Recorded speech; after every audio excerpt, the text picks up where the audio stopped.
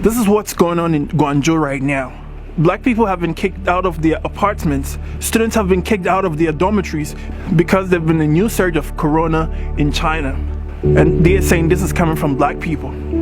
Even if some black people have corona disease, is this how to treat people? They made these people pay 6 months rent, and now they've kicked them out of their rooms. They're literally sleeping on the street. This is not how to treat people. We are not animals. We are not dogs. There are many Chinese in Africa, but we don't treat them like this. No.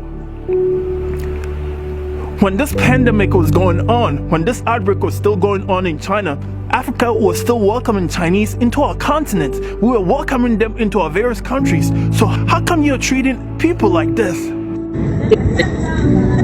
Brenda, not her real name, has been living in China since 2017. Earlier this week, she was kicked out of her home without any explanation. And just like any other person in a foreign country, the embassy is usually the next resort. For her, it was the Kenyan embassy. I didn't have a place to go.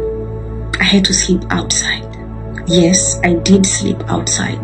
The next day they came. I tried calling them. They were not actually responding to my call. What they told me, go to the police. I did that.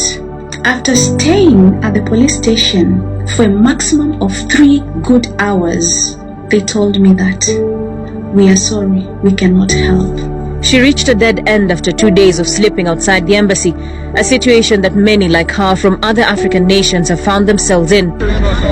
This video shows Chinese police officers escorting people of African descent from a place they had set apart for themselves. I know of 2 pregnant ladies. One is 8 months pregnant, the other is 6 months pregnant. They cannot access hospital. Patricia, also not her real name, was lucky to have escaped the eyes of Chinese nationals who came knocking in her house earlier today. Our conversation on phone revealing just how scary everything is. Now I don't have food. I don't know what to do. And I can't just go to the street. I don't want to sleep outside. Now it's either I choose to have somewhere to sleep or I choose food.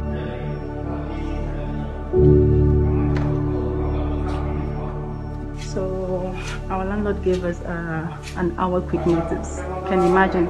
Only in China that the landlord would just come, switch off your lights and give you an hour quick notice to leave.